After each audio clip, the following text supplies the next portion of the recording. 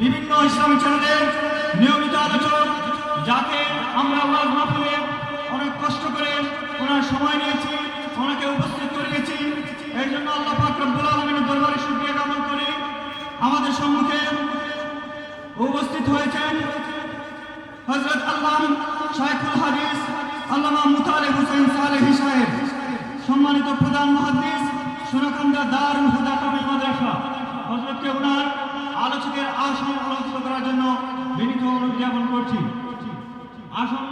সভাপতির আসন অলঙ্কৃত করার জন্য অনুরোধ জ্ঞাপন করছি তালিমপুর বাহারপুরিয়া কুমিল্লা দাখিল মাদ্রাসার সম্মানিত সুপারিনটেন্ডেন্ট জনাব হযরত মাওলানা আবু তাহের সাহেবকে পাশাপাশি আসন অলঙ্কৃত করার জন্য অনুরোধ জ্ঞাপন করছি তালিমপুর এলাকার বিশিষ্ট মুরব্বী আলহাজ আব্দুল কাদের সাহেবকে। সম্মানিত উপস্থিতি, হযরতের বয়ানের পূর্বে পবিত্র কালামুল্লাহ শরীফ থেকে তিলাওয়াত করার জন্য আহ্বান করছি কারি আবুল হোসেনকে।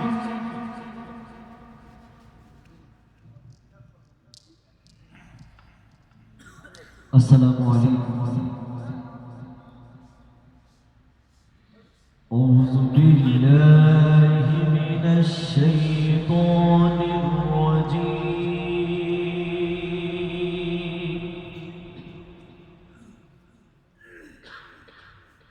بسم الله الرحمن الرحيم.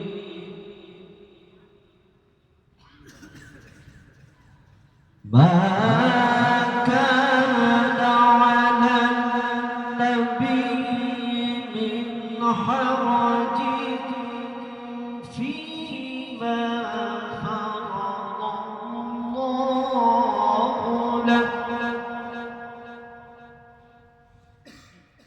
سنة الله في الذين خلوا من قبل وكان أمر الله قدرا مقدورا.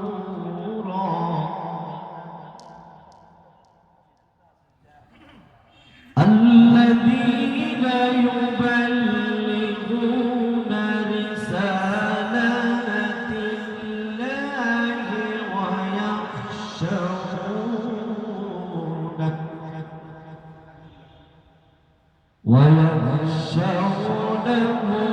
ولا يخشون أحدا إلا الله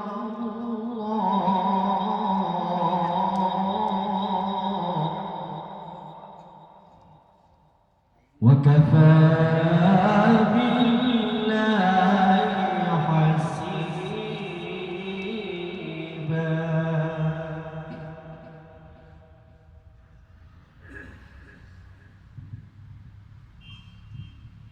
ما كان على النبي من حرج فيما فرض الله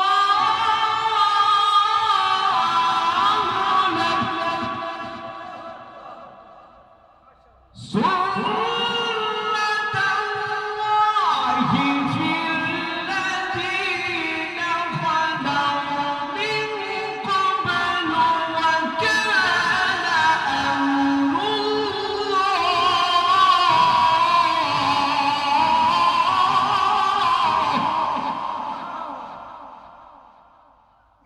وكان أمر الله قدرا مقدورا.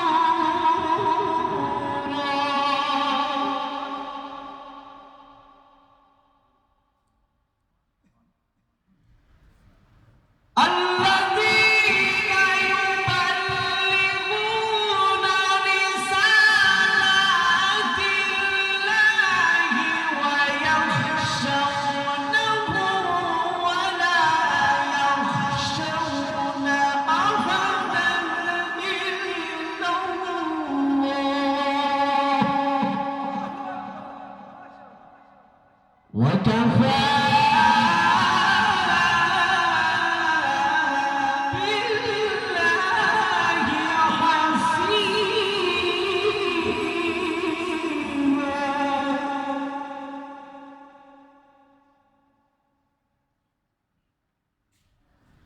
ما كان محمد أبا أحد من رجالكم ولكن رسول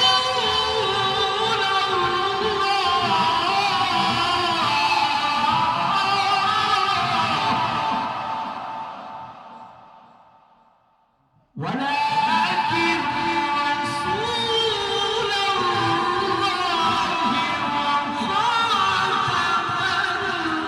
النبيين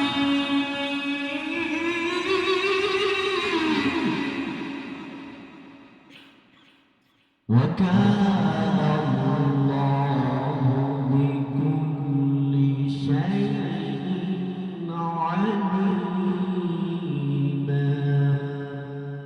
وكان الله بكل شيء عليما صدق الله العظيم السلام عليكم মাশাআল্লাহ, মারহাবা। অত্যন্ত সুরভিত কণ্ঠে তামতিলের শহীদ ঐশী গ্রন্থ পবিত্র আল কোরআন থেকে তিলাওয়াত শুনলাম কারি আবুল হুসাইনের কণ্ঠে।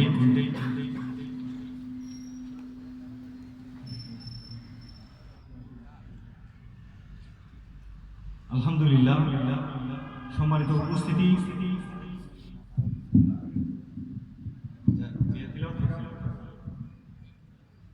আমার চাচা তিলাওয়াতের উপর খুশি হয়ে কারি আবুল হোসেনকে 1000 টাকা দিয়ে পুরস্কৃত করেছেন।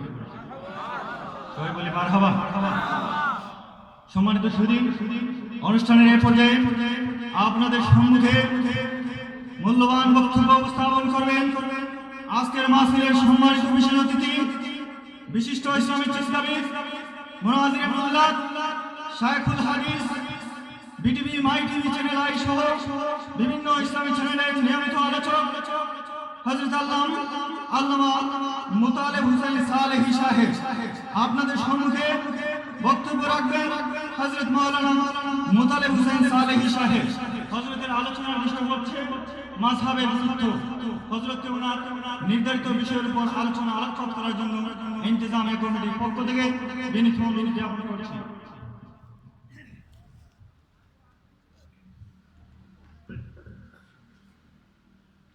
السلام عليكم ورحمة الله وبركاته.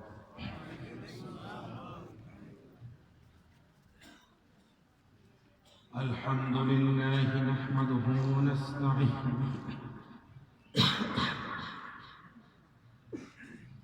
الحمد لله نحمده ونستعينه ونستغفره ونعوذ بالله من شرور أنفسنا ومن سيئات أعمالنا من يهده الله فلا مضل له ومن يضلله فلا هادي له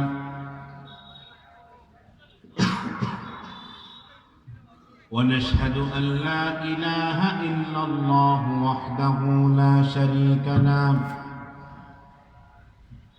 ونشهد أن سيدنا وحبيبنا وطبيبنا وطبيب قلوبنا ونورنا ونور عيوننا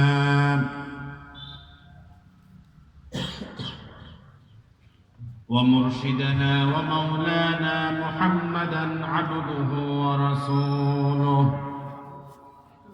صلى الله عليه وعلى آله وأصحابه وبارك وسلم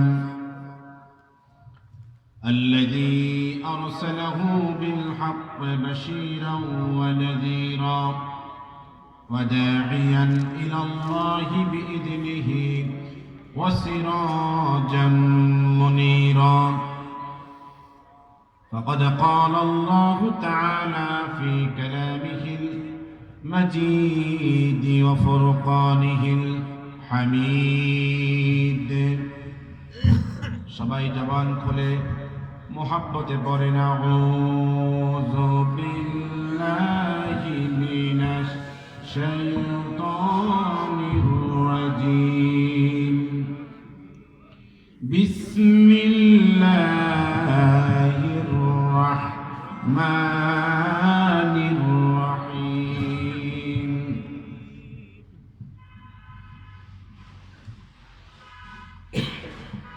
اهدنا الصراط المستقيم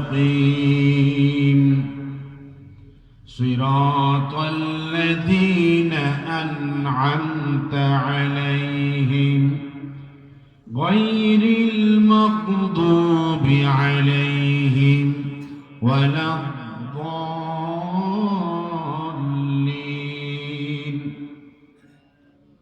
صدق الله العظيم وصدق رسوله النبي الكريم ونحن على ذلك من الشاهدين والشاكرين والحمد لله رب العالمين. إن الله وملائكته يصلون على النبي يا أيها الذين آمنوا صلوا عليه وسلموا تسليما. اللهم صل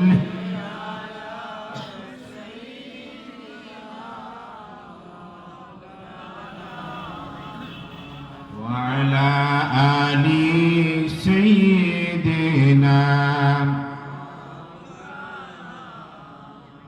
जबान खोले मोहब्बत साथे अल्लाहुम्मा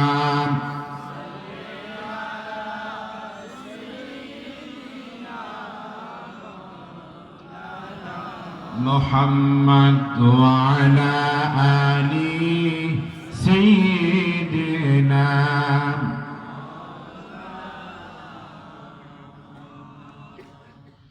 नहीं दो जहां में मिसाल मुहम्मद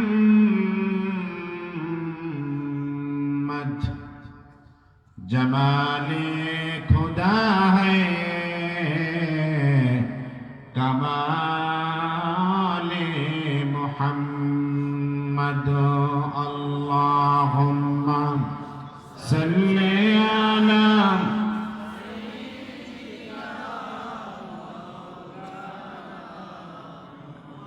وعلى آل سيدنا।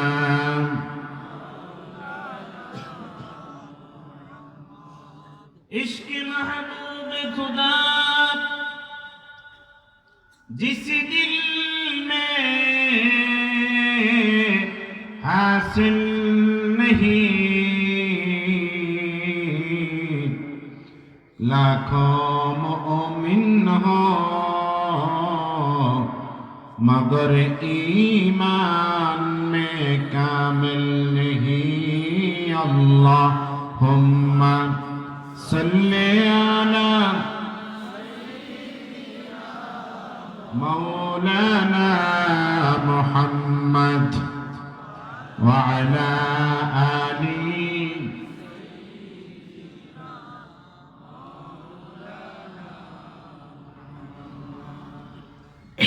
बोलो बोलो आए आशिक लगा की नारा।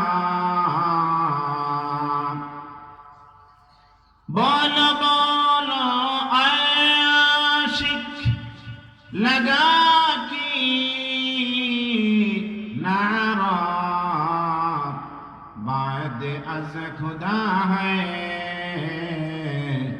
मुहम्मद मुस्तफा सबसे बड़ा। अल्लाहुम्मा सल्ली अला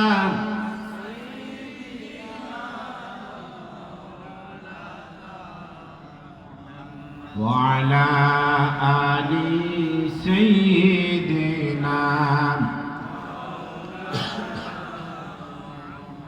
একটু জিকির করে নে লা ইলাহা ইল্লাল্লাহ। বলেন লা ইলাহা ইল্লাল্লাহ। জোরে লা ইলাহা ইল্লাল্লাহ লা ইলাহা ইল্লাল্লাহ মুহাম্মাদুর রাসূলুল্লাহ সাল্লাল্লাহু আলাইহি ওয়াসাল্লাম। তালিমপুর বাহারপুর ইয়াকুবিয়া দাখিল ও হাফিজিয়া মাদ্রাসার উদ্যোগে 2 দিন ব্যাপী ইসলামী মহাসম্মেলনের ও আল্লামা সাহেব কিবলা ফুলতুলি রহমতুল্লাহ আলাইহির ঈসের সাওয়াব মাহফিল উপলক্ষে আজকের দ্বিতীয় দিনের শেষ পর্বে যে আল্লাহ পাক আমাদের সকলকে এই মোবারক মাহফিলে উপস্থিত হওয়ার তৌফিক দান করেছেন, সকলে আমরা খুশি না বেজার? জবান খুলে বলেন খুশি না বেজার? আপনাদের আজকের মাহফিলের আলোচক বৃন্দ পরপর ধারাবাহিকভাবে বক্তব্য দিয়েছেন। আমার বক্তব্য একটি নির্ধারিত বিষয়ে আলোচনার জন্য উপস্থাপক ঘোষণা করেছে। বলা হয়েছে মাযহাবের গুরুত্ব ও প্রয়োজনীয়তা। এটা কোনো কিসসা কাহিনী নয় যে সুর দিয়ে কতক্ষণ কিসসা কাহিনী বলে দিলাম আর আমরা শুনলাম চলে গেলাম। কি বলেন ঠিক? মাযহাবের গুরুত্ব প্রয়োজনীয়তা এটা কি কিসসা কাহিনী? কথা বলেন না। এটা একটা একাডেমিক ক্লাসের মতো, একাডেমিক ক্লাসের মতো। সেমিনার সিম্পোজিয়াম থেকে যেরকম বিষয়ভিত্তিক বক্তব্য শিক্ষা গ্রহণ করা হয়, এই মুহূর্তে যে বিষয়টি নিয়ে কথা বলার জন্য আমাকে অনুরোধ করেছে সেই বিষয়টা ওই রকম। আল্লাহ সুবহানাহু ওয়া তাআলা যেন বর্তমান যুগ সন্ধিক্ষণে এই সময়ে আমাদের সকলকে এই মুহূর্তে কিছুক্ষণ সময় দ্বীনের এই মুহূর্তে অত্যন্ত জরুরি একটি বিষয় মাযহাবের প্রয়োজনীয়তা, গুরুত্ব, এই নিয়ে কিছু ইলম অর্জন করবার, আমাকে বলবার আল্লাহ সুবহানাহু ওয়া তাআলা তৌফিক দান করুন। আমরা সকলে বলি আমিন। আপনাদের দেশ আর আমার দেশ কম না, প্রায় 250 কিলোমিটারের উপরে। আমি নোয়াখালীর নিকটবর্তী জায়গা লাকসাম থেকে আপনাদের কাছে এসেছি। এখানে আমি আপনাদের সকলের কাছে আবেদন করতে চাই, অনুরোধ করতে চাই, যতক্ষণ কথা বলবো এই সময়টুকু আমরা আল্লাহ পাকের সন্তুষ্টির জন্য মুহাব্বতের সাথে, আন্তরিকতার সাথে সকলে শুনতে চাই কি চাই না? হাত তুলে কোন তো সবাই কি চাই? জোরে কর না চাই? সকলেই চান। আমি একটু ছোট করে অনুরোধ করব, এত কিলোমিটার পার করে আপনাদের কাছে এসেছি, শুধু 1 হাত 2 হাত জায়গা সামনে এসে আমার সামনে মুহাব্বতের জন্য, ভালোবাসার জন্য পেছন থেকে সামনে এসে বসে। যেই কোনো মুহূর্তে শয়তান আপনাকে চৌ মেরে এখান থেকে উঠাইয়ে দিবে। এজন্য আন্তরিকতার সাথে, মুহাব্বতের সাথে পেছন থেকে 2 হাত 5 হাত জায়গা সামনে এসে খালি জায়গা পূরণ করে বসুন। যারা বাহিরে আছেন সকলকে অনুরোধ করছি, দ্বীনের গুরুত্বপূর্ণ বর্তমান সময়ে একটি জরুরি আলোচনা আমাকে বলার, সকলকে শুনবার আল্লাহ পাক যেন তৌফিক দান করেন। একটা আমিন দেন জোরে, আর জবান খুলে কর না আমিন। আজকে আপনাদের মাঝে আমি বক্তব্য শুরুতে একটা ভূমিকা দিতে চাই। গত কয়েকদিন আগে ঢাকায় আহলে হাদিসের বড় বড় লিডার প্রায় 30 জন আলেম একত্রিত হয়ে তারা কি করেছে? বাংলাদেশের জরিপ করেছে। জরিপ করে তারা দেখেছে তারা বাংলাদেশে প্রায় 3500 মসজিদ করতে সক্ষম হয়েছে। এই মসজিদ হচ্ছে আহলে হাদিস মসজিদ। তারা ৩,৫০০ মসজিদ করেছে। তারা প্রায় ১১০০ থেকে বেশি ঈদের নামাজের জন্য ঈদগাহ করেছে। কি করেছে? ঈদের মাঠ করেছে। তারা ঈদের নামাজ পড়ে আলাদা, জামাতে ৫ ওয়াক্ত নামাজ পড়ে আলাদা। তাদের মসজিদের নাম হচ্ছে আহলে হাদিস মসজিদ। বিভিন্ন বাংলাদেশের বিভিন্ন জেলা, বিশেষ করে উত্তরবঙ্গ, এমন কিছু জেলা আছে প্রত্যেক গ্রামে গ্রামে তাদের লোক, তাদের জনবল এত সমৃদ্ধ করেছে, সেখানে হানাফি মাযহাবের কোনো আলেম কথা বললে সঙ্গে সঙ্গে তার উপর আক্রমণ আসে। কিছু কিছু জেলা তারা খুব মজবুতভাবে কন্ট্রোল করে ফেলেছে। এদেরকে যদি সামনের দিকে বাড়তে দেওয়া হয় তাহলে অনতি বিলম্বে বাংলাদেশের প্রত্যেকটা পরতে পরতে তারা তাদের অপশক্তি দিয়া এমন একটা অপশক্তি তারা কি করবে, বিস্তার লাভ করাবে। আমাদের মাযহাব, আমাদের আহলুস সুন্নাত ওয়াল জামাতের যে বিশাল শক্তি, তারা টুকরা টুকরা করে আমাদের বর্তমানে যেরকম শান্তিতে বসবাস করছি, ঘরে ঘরে আহলে হাদিস জন্ম দিয়া আমাদের ঘরে অশান্তির বীজ বপন করে আমাদের প্রত্যেকটা ফ্যামিলির মধ্যে আগুন জ্বালায়া দিবে। কথা বল ঠিক কিনা? সেজন্য আমরা যারা মাঠে ময়দানে কথা বলতেছি, আমরা কতক্ষণ কথা বলব? আমার মনে হয় আজকে কলেজের ছেলে, ভালো করে মনোযোগ দিয়ে শোনেন, ইন্টারে পড়ে, ডিগ্রিতে পড়ে, সে ২-৪টা কিতাব পড়েছে বাংলাতে। কয়েকদিন আব্দুল সালাম বিন আকরামুজ্জামান বিন আব্দুল সালামের সাথে মোবাইলে কথা বলেছে, কয়েকদিন হয়তো বা আব্দুল রাজ্জাক বিন ইউসুফের সাথে কথা বলেছে। সে তাকে কিছু আইটেম দিয়েছে, আইটেম কি দিয়েছে? আইটেম দিয়েছে। বলেছে বুখারী শরীফের ৭২০ নম্বর হাদিসটা পড়ো, তুমি পেয়ে যাবা আমিন শব্দ জোরে পড়তে হবে।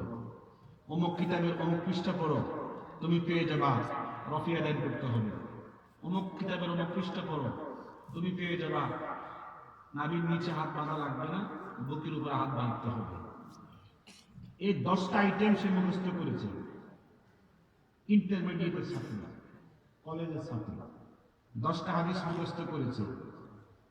ওই তার শায়েখ বলেছে এমন মুখস্থ করেছে, এই হাদিসগুলো দিয়া সে সমাজের ইমাম সাহেবের সাথে কি করে, বহস করে। কথা কম না?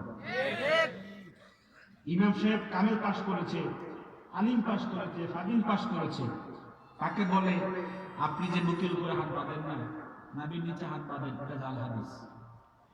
কারে বলে? ইমাম সাহেবকে বলে। তো তখন বলে তুমি কেমনে বলছো জাল হাদিস? কয় দেখেন না বুখারী শরীফের এই সহিহ হাদিস আছে বুকের উপরে হাত বাঁধার জন্য। ইমাম সাহেবকে বলে তো আপনি দেখেন তো নাভির নিচে হাত বাঁধতে হবে। তখন ইমাম সাহেব পারে না। ইমাম সাহেব কি নাভির নিচে হাত বাঁধতে হবে এর পক্ষে হাদিস দেখাতে পারে না। যদি আমি বলি এই এলাকায় যতগুলো ইমাম সাহেব আছে তাদেরকে যদি জিজ্ঞাসা করেন আমিন আসতে পড়তে হবে হাদিসটা কোন জায়গায় আছে, বলতে পারতে পারে? আপনারা বলেন তো, বলতে না পারা কি হাদিসটা নাই? ইমাম সাহেব বলতে না পারলে আমরা কি বলবো হাদিসটা নাই? ইমাম সাহেবের প্রয়োজন হয় নাই, এই জন্য পড়ে নেই। কথা বল। আর ওই লোকটা তো প্রয়োজন করছে, তার শায়েখ বলে দিচ্ছে নাভির নিচে হাত বাঁধা কি জাল হাদিস। সেই হাদিস বুখারীতে ও পৃষ্ঠে আছে। ভালো করে খেয়াল করে, আমাদের মাযহাবের আলেমরা এখন নতুন করে হাদিস মুখস্থ করতে হয় না। কথা বল না? আমাদের মাযহাব জানে যে আমাদের প্রত্যেকটা বিষয় হাদিস দিয়ে প্রমাণিত, সহিহ হাদিস দিয়ে প্রমাণিত। কথা বলেন ঠিক কিনা? যার কারণে আমাদের ইমামগণ, আমাদের আলেমগণ নতুন করে পড়তে হয় না, কিতাবের নাম বলতে হয় না, পৃষ্ঠা বলতে হয় না, কিন্তু তারা তো নতুন দিন প্রচার করতেছে, তাদের পৃষ্ঠার দরকার, তাদের হাদিস নম্বর দরকার। তারা হচ্ছে এটা টুজি, এটা ললিপপ, এটা কি কথা কর না, এটা কি ললিপপ ধরায় দিয়া মানুষকে হেদায়েতের পথ থেকে বিচ্যুত করার জন্য তাদের একটা বিশেষ ষড়যন্ত্র। কথা কর ঠিক কিনা? এই ললিপপ দিয়ে যুব শ্রেণীকে ধ্বংস করার জন্য তারা অমুক কিতাবের অমুক পৃষ্ঠে আছে, বুখারী শরীফের অমুক নম্বর হাদিস, মুসলিম শরীফের অমুক নম্বর হাদিস। আপনারা বলেন তো নবীজির হাদিস 10 লক্ষ হয়, এই 10টা হাদিস দিয়ে কি ইসলাম চলবে? কথা কন না। হে 10টা হাদিস মুখস্থ করেছে, এই হাদিস দিয়ে কি ইসলাম চলবে? এইভাবে করে আজকে তারা ৩,৫০০ মসজিদ করেছে, ১১০০-র মতো ঈদের মাঠ করেছে। যদি এরকম চলতে থাকে আর আমরা ঘুমানো থাকি, ওই শিয়াল এবং কচ্ছপের মতো কিচ্ছা আছে না? কথা কর না। আমরা অলসতার সাথে ঘুমিয়ে থাকবো, সজাগ হব না, আমাদের ভিতরে কোনো আগ্রহ থাকবে না। দেখবেন তারা আমাদের বাড়িতে এসে দাওয়াত করে আপনার ভাইকে, আপনার ছেলেকে, আপনার নিজের নিকটস্থ আত্মীয়কে দাওয়াত করে আহলে হাদিস বানায় ফেলবে। তখন আপনার ঘরে অশান্তির আগুন জ্বলবে, ঠিক না বেঠিক? এজন্য ভূমিকা শুরু বলছি। আজকে তারা টার্গেট করেছে প্রথমত শহর, প্রথমত কি জেলা শহর, এরপরে উপজেলা শহর, এরপরে ইউনিয়ন পর্যায়ে যেখানে মানুষের ঘনবসতি, জনবহুল জায়গা, সেখানে ফ্রি, একবারে সম্পূর্ণ ফ্রি বই বিতরণ করতেছে। কথা কন না, ফ্রি বই বিতরণ করতেছে। যে সহিহ হাদিসের আলোকে নবীজির সালাত, নবীজির সালাত সহিহ হাদিসের আলোকে এই জাতীয় বই বিতরণ করে তাদের মতবাদ বাস্তবায়ন করার জন্য তারা অপচেষ্টা লেগে গিয়েছে। এই মুহূর্তে আমাদের সকলকে সজাগ হতে হবে। আমরাও যেন আলেমদের জবান থেকে শুনে কিছু নোট নিজে মনে রেখে তাদের প্রতি উত্তর দিতে পারি। কথা বলেন না। যদি আমাদের শুধু আলেমরাই বক্তব্য দেয় আর আপনারা কোনো দায়িত্ব গ্রহণ না করেন, তাদের কলেজের ছেলে ইন্টারমিডিয়েটে পড়ে, ডিগ্রিতে পড়ে, সেই বহস করতে পারে আমাদের সাথে, আমরা কি পারি না? কথা কন না, পারি না? এই জন্য আমরাও কিছু হাতে কলমে শিখে তাদের প্রত্যেকের বক্তব্যের পাল্টা প্রতি উত্তর দিতে হবে ইনশাআল্লাহ। তখনই তাদের আন্দোলন স্থগিত হবে, আমাদের আন্দোলন উজ্জীবিত হবে। ঠিক না ঠিক? হাত তুলে কোন ঠিক না ঠিক? আমি ধন্যবাদ জানাচ্ছি আজকে মাহফিল কমিটি একটি গুরুত্বপূর্ণ সাবজেক্ট আমাকে নির্ধারণ করে দিয়েছে। কথা বলা না, ওয়াজ মাহফিল তো এই জাতীয় কথা শ্রোতারা শুনতে চায় না। কি কথা বলবো? ওয়াজ মাহফিল মূলত এই জাতীয় বিষয় শ্রোতাগণ শুনতে চায় না, কিসসা কাহিনীকে ভালো পছন্দ করে। তারপরও যে আপনারা শুনতে চাচ্ছেন, এই বিষয় নির্ধারণ করে দেওয়া হয়েছে। আমরা সকলে খুশি না বেজার? জোরে বলতে হবে, আমরা সকলে খুশি না বেজার? আমি আপনাদের সামনে প্রথমত একখানা আয়াতে কারিমা তেলাওয়াত করেছি। এর আলোকেই আজকের মাযহাবের বিষয় আমি সুস্পষ্ট করে উপস্থাপন করার জন্য ইচ্ছে পোষণ করেছি। আল্লাহ পাক সকলকে শুরু থেকে শেষ পর্যন্ত মনে রেখে অন্তরে বসিয়ে কিছু কথা গ্রহণ করার তৌফিক দান করুন। আমিন বলেন। আয়াতটা হচ্ছে বিসমিল্লাহির রহমানির রহিম, ইহদিনাস সিরাতাল মুস্তাকিম। আমরা বলি নামাজের মধ্যে সূরাতুল ফাতিহার মধ্যে আমাদেরকে পথ দেখান, সিরাতুল মুস্তাকিম, সরল পথ। জবান করে কোন সুবহানাল্লাহ, আর মহব্বতে কোন সুবহানাল্লাহ। হে আমাদের রব, আপনি আমাদেরকে পথ দেখান সিরাতুল মুস্তাকিমের, সরল পথ দেখান। সিরাতাল লাযীনা আন'আমতা আলাইহিম, এমন পথ যেই পথে আপনি অনুগ্রহ করেছেন তাদের উপরে। কারা কারা? মিনান নাবিয়্যিন ওয়াস সিদ্দীকিন ওয়াস শুহাদা ওয়াস সালিহিন। জবান খুলে কোন সুবহানাল্লাহ। আপনি অনুগ্রহ করেছেন পৃথিবীর সমস্ত নবীদেরকে, নবীগণকে, ওয়াস-সিদ্দীকীন, সমস্ত সিদ্দিক সত্যবাদীদেরকে, ওয়াস-শুহাদা, এবং সকল শহীদগণকে, ওয়াস-সালিহিন, সমস্ত নেককারদেরকে। জোরে কন্যা সুবহানাল্লাহ। বোঝানোর জন্য একটা হাদিস বুখারী শরীফ থেকে ধরতেছে, একটু মনোযোগ দেন। নবীজি তার জীবনের শেষ দিকে রমজান মাসে তিনি একা একা আল্লাহ নবীজির মসজিদে ঈশার নামাজের পরে নফল নামাজ পড়তেছেন। খেয়াল করে শুনুন, নফল নামাজ পড়তেছেন একা একা। সাহাবায়ে কেরাম বারিন্দায়, আহলুস সুফফা 70 জন ছিল, গরিব মানুষ, বাড়িঘর নাই, সংসার নাই।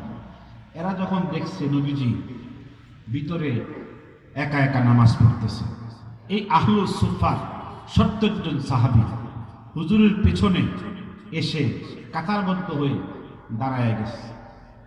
হুজুর যখন বুঝতে পেরেছেন পেছনে সাহাবায়ে কেরাম এসেছে, হুজুর তখন এই নফল নামাজটাকে জামাত করে ফেলেছে। কি করেছে? জোরে বলেন, কি করেছে? জামাত করে ফেলেছে। একটু মনোযোগ দেন।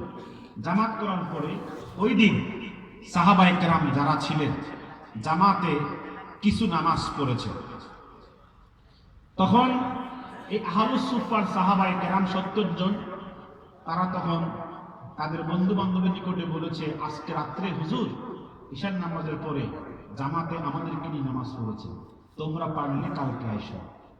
ওই দিন পরের রাত্রিতে হুজুরের পেছনে অনেক সাহাবী এসে জামাতে নামাজ পড়েছে। কয় রাত্রি হলো এখন? জোরে কন্যা, কয় রাত্রি? 2 রাত্রি। এই দ্বিতীয় রাত্রিতে যারা নামাজ পড়েছেন তারা তাদের বন্ধু বান্ধবের নিকটে বলেছে, গত রাত্রে আমরা হুজুরের সাথে জামাতে নামাজ পড়েছি, ঈশার নামাজের পরে বিশেষ নামাজ, নফল নামাজ জামাতে পড়েছি, তোমরাও আইসো। তৃতীয় রাত্রিতে এত লোক হয়েছে, মসজিদ কানায় কানায় পূর্ণ হয়ে গেছে। মারহাবা বলতেন না? জোরে কন্যা মারহাবা। পুরো মসজিদ কানায় কানায় ভরে গেছে। রাত করা গেল 3টা। হুজুর দেখেছে আজকে নামাজের মধ্যে অনেক মুসল্লির ঢল নেমেছে। পরের দিন রাত্রিতে হুজুর আর মসজিদে আসেন না। মসজিদে কথা কর না, মসজিদে আসেন না। ফজর নামাজ পড়েছেন জামাতে। নামাজের পরে নবীজি সাহাবীদের দিকে ফিরে বলছে, তোমাদের কি হলো? আজকে তোমরা তো জামাতে নামাজ পড়ার জন্য বিশাল মানুষের সমাগম করেছ, কিন্তু আমি তোমাদের জন্য নামাজ পড়তে আসি নাই। মারহাবা বল। কেন আসিনি? আখশা আলাইকুম আন তুফরাদা আলাইকুম, আমি ভয় করেছি যে তোমাদের উপর এই নামাজকে অত্যাবশ্যক করে দেওয়া হবে। জোরে কন্যা সুবহানাল্লাহ। নবীজি নামাজ পড়তে আসে নাই। 3 রাত্রিতে কি করেছেন? হুজুর জামাতে নামাজ পড়েছেন। কয় রাত্রি? জোরে বলতে হবে, কয় রাত্রি? 3 রাত্রি নামাজ পড়েছেন। এরপরে রাত্রিতে আর আসেন নাই। ওয়াল আমরু আলা যালিকা, বুখারী শরীফে ইমাম বুখারী বলেছেন 3 রাত্রি নামাজ পড়ে আর হুজুর কোন রাত্রিতে জামাতে নামাজ পড়েন নাই। হুজুরের ইন্তেকাল পর্যন্ত এভাবেই চলে গিয়েছে।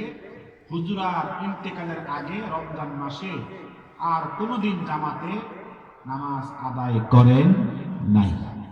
জোরে করে সুবহানাল্লাহ। এখন বলেন, এখন একটু শুনেন, নবীজি 3 রাত্রি জীবনে হুজুরের হায়াতে 11 রমজান পেয়েছেন। কত রমজান? 11 বছর রোজা পেয়েছে। 11 বছরে 30 দিন করে 11 পূরণ 30 কত হয়? 300 কত? 330 দিন। কথা কন না? 330 দিন রোজা রেখেছেন, কিন্তু মাত্র তারাবিহ নামাজ পড়েছেন। সাহাবীদেরকে জামাতের সাথে কয় দিন? 3 দিন। জোরে কন না, কয় দিন? 3 দিন পরে আর জামাতে হুজুর কি করেন না, তারাবির নামাজ পড়েন না। এখন বলেন, আমি নবীজিকে মানি, সাহাবাই কেরামদেরকে মানি, আর কাউকে মানি না। যদি আমি আহলে হাদিস হই, ধরুন আমি আহলে হাদিস, আমি কি আহলে হাদিস, আমি রসুলকে মানি আর সাহাবাই কেরামদেরকে মানি, আর কোনো ফিরকে মানি না, কোনো মাযহাব মানি না। বুঝতে পারছেন? আমি কোনো ফির মানি না, কোনো মাযহাব মানি না। তাহলে আমি কি করব? আমার জীবনে শুধু রমজান মাসের 3 দিন কি করব? তারাবির নামাজ পড়ব। কথা কন না কেন? কয়দিন নামাজ পড়বেন? যারা আমার আহলে হাদিস ভাই, ওদেরকে মটকে ধরবেন। এটা কৌশল বলতেছি, কৌশল। যে আমি তো আহলে হাদিস হলে আমি রসুলকে মানি, সাহাবায়ে কেরামদেরকে মানি, আর কাউকে মানি না। কথা কন না কেন? তাহলে আমি জীবনে কতবার পড়বো তারাবির নামাজ? কয়দিন পড়বো? জীবনে কয়দিন? 3 দিন। হুজুর জীবনে পড়েছেন কয়দিন? 3 দিন। তাহলে আহলে হাদিস যারা করে, তারা তারাবির নামাজ কি 3 দিন করে? পুরা মাসে করে। তো তাদেরকে ধরবেন যে পুরা মাস তারাবির নামাজ পড়তে হবে, কোন হাদিসে আছে? আটকামি দেবনি? কথা কন না কেন? লিখে রেখেন, আমি কোটেশন লিখে রেখেন। তোমরা 30 দিন নামাজ পড়ো, তারাবির নামাজ 8 টাকা পড়ে আছে। কথা কন না, ধরে না 8 টাকা তো ধরেন, অসুবিধা নেই, 8 টাকা পড়ো, অসুবিধা নেই। 8 টাকা 30 দিন পড়তে হবে, কোন হাদিসে আছে? দেখাইতে পারবো? কিয়ামত প্রতিষ্ঠিত হবে, দেখাইতে পারতো? ঠিক না? ঠিক। কিয়ামত চলে আসবে, কিন্তু 30 দিন জামাতে নবীজি নামাজ পড়েছেন দেখাইতে পারবে? দেখানোর কোনো সুযোগ নাই। ওরা আপনাকে বলবে নবীজি সাহাবায়ে কেরামকে মাযহাব পালন করেছেন, আপনি বলবেন নবীজি কি 30 দিন জামাতে নামাজ পড়েছেন? কথা বলুন। মাযহাব পড়ে যাও, তুমি মাযহাব পড়ে যাও, মাযহাব তুমি মানো না। তুমি আগে 30 দিন তারাবির নামাজ পড়ে হাদিসটা কোথায় আছে? কথা কোন ঠিক কি? এখানে আপনাদের কাছে আমি প্রশ্ন দিয়ে গেলাম, যদি কোনোদিন কাউকে পান, কানে বটনি ধরাইয়া দিবেন, যে কানে বটনি নাও 30 বার। কথা কোন না? 30 বার কানে বটনি নাও, তুমি কেন 30 দিন তারাবির নামাজ পড়ো? পয়সা কই? পরে কি কয় জানেন না? তখন দলিল দিবে, কি দলিল দিবে? ওমর ইবনুল খাত্তাব কি করেছে? চালু করেছে। এখন আমাদের পক্ষে আসতেছে। কথা কয় না? এখন আমাদের পক্ষে আসতেছে। ইজমা মানে ইজমা। তো বুঝতে করে বলে কি ইসলামের দলিল 2টা, কোরআন সুন্নাহ। কয়টা? ইজমাও নাই, কিয়াসও নাই। চোখ বন্ধ করে দলিল 2টা কয়। তারাক্তু ফিকুম আমরাইন লান তাদিল্লু মা তামাসসাকতুম বিহিমা। আমি তোমাদের কাছে রেখে গিয়েছি 2টি জিনিস, এটাকে আঁকড়িয়ে ধরলে তোমরা কি হবে না? বিপদগামী হবে না। একটি হচ্ছে কোরআন, আর একটা হচ্ছে সুন্নাহ। এরা এই হাদিস দিয়ে বলে কি কোরআন সুন্নাহ ছাড়া কাউকে মানি না। ঠিক নেই? এখন যখন বিপদে পড়ে তখন মুসরা দেয়। তখন কি দেয়? মুসরা। বোঝেন না? মুসরা আমাদের কুমিল্লাতে কয় মুসরা। মুসরা মানে হচ্ছে মানে জায়গা থেকে সরে যায়, জায়গা থেকে সরে যায়। তখন তারা বলে কি ওমর ইবনুল খাত্তাব কি করেছে? এটা 30 দিনের জন্য জামাতে নামাজ চালু করেছে। তাহলে বোঝা যায় তিনি আমাদের পক্ষে আসতেছে। তারা কি আমাদের পক্ষে আসতেছে? তাহলে ওমর ইবনুল খাত্তাব যখন খলিফা, তখন তার 6ষ্ঠ বছরে, তিনি খেলাফতের 6ষ্ঠ বছরে, আগে ছিলেন 2 বছর আবু বকর সিদ্দিক রাদিয়াল্লাহু তাআলা, তার 2 বছর পুরো 6 বছর, কয় বছর গেল? 8 বছর পরে গিয়ে জামাতবদ্ধ আকারে তারাবির নামাজ চালু হয়েছে। তাহলে বোঝা যায় তারা সাহাবীদের সম্মিলিত ইজমা, সম্মিলিত ঐক্যমতকে তারা মানে। তাহলে বোঝা গেল ইজমা তারা দলিল হিসেবে মানে। এই কারণে তারা ইজমার আলোকে 30 দিন নামাজ পড়ে, হাদিসের আলোকে পারে না। হাদিসে নাই তো। কথা বলে হাদিসে কি আছে? 30 দিন জামাতে নবীজি নামাজ পড়েছেন, তারাবির নামাজ আছে না? থাকার কারণে তখন বিপদে পড়ে, তখন ওমর ইবনুল খাত্তাব রাদিয়াল্লাহু তাআলা ইজমা মানে। এখন যান 2 নম্বর, তারা স্লোগান দেয় আমরা সহিহ হাদিস মানি। মনে করেন না আমি আহলে হাদিস, আপনি আহলে হাদিস। এই মুহূর্তে ধরেন আমরা কি আহলে হাদিস, সবাই আহলে হাদিস। আমি ধরেন আহলে হাদিস, আপনি আহলে হাদিস। আমাদের সবাই তো সব আসেনি? ধরেন আমাকে এই মুরব্বী, উনি হলো হানাফি মাযহাবের লোক, উনি বলতেছে আপনি যে সহিহ হাদিস মানেন, দলিল কই? আমি তাহলে হাদিস দলিল দেওয়া লাগবে না? দলিল দিতে হবে তো। দেখেন দলিল নেই আমার কাছে, কারণ নবীজি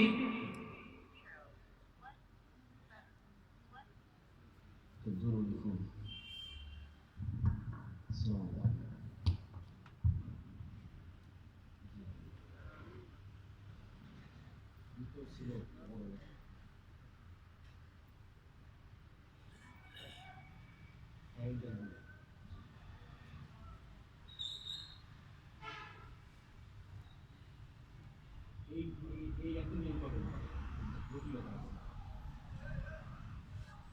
এই একটু নিয়ে করবেন জটিলতা।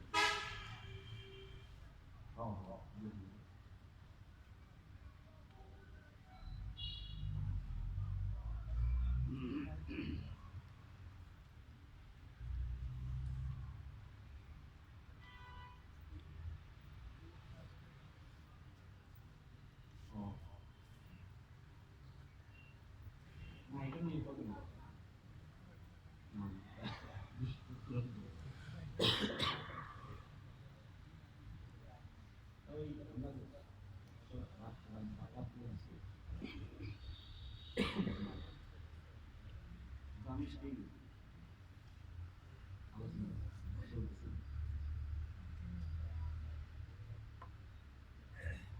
তো বলতে চেয়েছিলাম যে দ্বিতীয় প্রশ্নটা, দ্বিতীয় এজেন্ডাটা, এটা হচ্ছে কি, তাদের বক্তব্য কি, তারা বলে আমরা সহিহ হাদিস মানি। কি হাদিস মানি? আপনারা বলবেন নবীজি যখন কথা বলেছেন, জবান পাক দিয়ে কথা বলেছেন, হুজুর সব কথা কি সহিহ হাদিস? কথা কন না। হুজুর যখন কথা বলেছেন, ইন্তেকাল পর্যন্ত কথা বলেছেন, এই ইন্তেকাল পর্যন্ত সাহাবীরা যা শুনেছে সব সহিহ হাদিস। কথা কন না। ইন্তেকালের পরে সাহাবায়ে কেরাম 103 পর্যন্ত, 103 হিজরি পর্যন্ত সাহাবীদের যুগ ছিল। ওই সময় সকল হাদিস ছিল সহিহ। কি ছিল? সহিহ ছিল। সাহাবীদের যুগের পরে তাবিঈদের যুগ আসছে। তাবিঈদের যুগ যখন আসছে, তখনই সহিহ হাদিসের বিপরীতে কিছু আপনার আব্দুল্লাহ ইবনে সাবা মানে খারিজি সম্প্রদায়, তারা কি করেছে, ইসলামকে কলঙ্কিত করার জন্য কি জাল হাদিস তৈরি করেছে। কি করেছে? কথা কোনা কি করেছে? এখন এই যখন জাল হাদিস তৈরি করেছে, তখনই নবীজির হাদিস কোনটা সহিহ আর কোনটা জাল, এটা ঠিক করার জন্য, এটাকে প্রণয়ন করার জন্য আলেমরা কথা বলেছে। না ফেরেশতা কথা বলেছে? জোরে কন। এরা কি ফেরেশতা না মানুষ? জোরে কন না। এরা মানুষ নাকি ফেরেশতা? মানুষ। আলেমরা কথা বলেছে কোনটা সহিহ হাদিস কোনটা জাল হাদিস। ধরেন দুইজন কথা বলেছে। ইমাম আবু হানিফা এই হাদিসটাকে সহিহ বলেছে, ইমাম বুখারী এই হাদিসকে জাল বলেছে। একটা হাদিস।